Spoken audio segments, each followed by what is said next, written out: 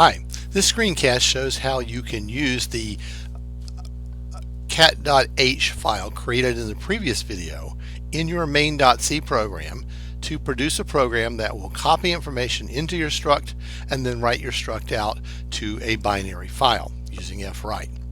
So going line by line, you can see I'm following the cat example. So I've had to, on lines 3 and 4, I have my standard hash include for standard.io.h, that gets you printf, string.h, that gets strcopy, which is required to copy data into the character arrays in the struct. But I've added on line 6 a hash include for cat.h. Now if you recall, cat.h is this file which actually defines the structure that describes the cat. In your case, it might be cars or phones or shoes, whichever struct you selected. So hash including that makes that definition available in your C program without you having to copy and paste the definition in manually and perhaps making a mistake by accidentally changing it in one place or the other.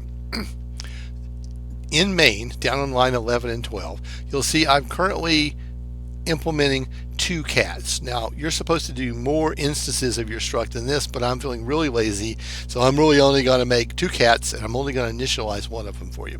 So cat fluffy creates an empty struct named fluffy to hold the information on one cat. Line 12, cat fuzzy, creates an empty structure to hold the information on the second cat, fuzzy. Notice that the use of the word cat there is just exactly like I would use double or int or char, because having used a type def in cat.h, I now have a user-defined type that I can use interchangeably in my program just as if it were a built-in type.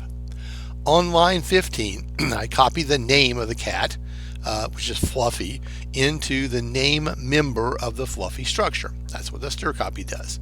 Then I copy the color for Fluffy into the color member of the struct. And finally, I set the weight of the cat to 7.1 pounds, just a guess. So far, so good. Populating the struct, most folks are okay with that part. On line 19 is when the file part starts. Line 19 opens a file, creates a file called cats.dat as a binary file for write in the current directory, current folder on your system. Line 20 checks that if fp equal null, that would mean for some reason we couldn't open the file, which is pretty unusual when you open a file for write, because if the file doesn't exist, it's created. If it does exist, it's overwritten. Be sure you don't put cats.c as the name of your .dat file in line 19, or you'll end up writing over your C program. You may say that's dumb. I've seen it a lot of times. It's easy to do. So stick to the .dat suffix. It makes it easier to tell that file from others. So line 19 opens the file, and line 20 checks that it worked okay. If it didn't work okay, we quit. Otherwise, we'll be down on line 28, ready to actually write some data out. I've created a variable, an integer variable called nCatsWritten, the number of cats written, because I know that when I run fwrite, it will tell me, it will give back a return value that's either, in this case, either 1 or 0. If it's 0, it means while we opened the file but we didn't succeed in writing a cat to it. And if it gives back 1, well, that means we wrote 1 cat. So that's what's happening with the nCatsWritten gets fwrite, and then the subsequent printf of nCatsWritten.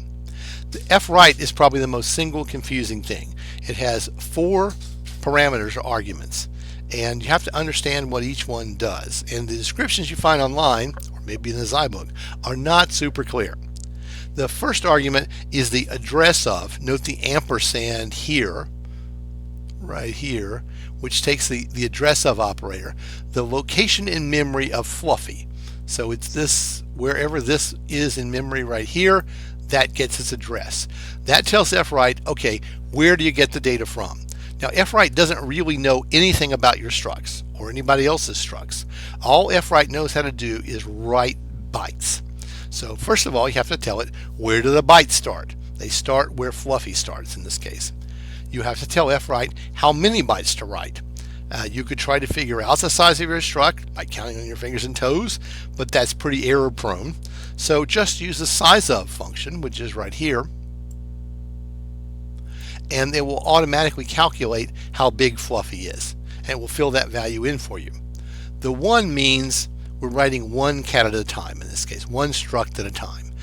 If you have an array of structs, you could write more than one, but the simplest case is just write them one at a time, each with their own fwrite. So that's what the one does. Write this many bytes one time.